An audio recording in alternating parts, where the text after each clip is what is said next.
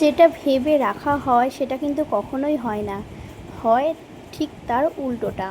আর এক্ষেত্রেও তাই হয়েছিল।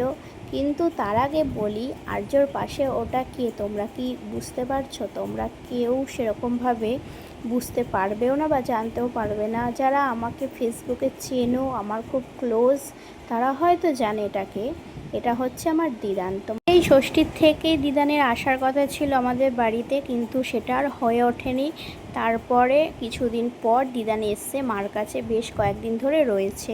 দিদান আসার পর থেকেই কিন্তু বৃষ্টিটা শুরু হয়েছে একভাবে, এক সপ্তাহের বেশি বৃষ্টিটা হয়েই চলেছে। আমরা তাই ভেবেছিলাম যে না, বৃষ্টির মধ্যে যাব না, কারণ বাইরে সারাটা দিন থাকবো, যদি বৃষ্টি হয় তখন কি ভালো লাগে।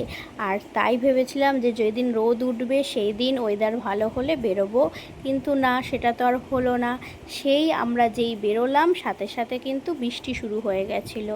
আগের দিন একটু ওয়েদারটা ঠিক ছিল, ভেবেছিলাম যাওয়া যেতে পারে, কিন্তু ঝিরিঝিরি বৃষ্টি পড়ছিল আমরা যখন গেছিলাম। তারপরে তো সারাদিন বৃষ্টি হয়েই গেল। কিন্তু কোথায় যাচ্ছি চলো সেটাই তোমাদের এবার বলবো। আমরা গেছিলাম ফুলিয়ার কীর্তিবাস, হরিদাস ঠাকুরের শ্রীপাঠ ভূমি, যেখানে হরিদাস একভাবে নাম করেছে। আর ওখানে কিন্তু কীর্তিবাস ওঝা, তার কিন্তু সমাধিও ওখানে রয়েছে।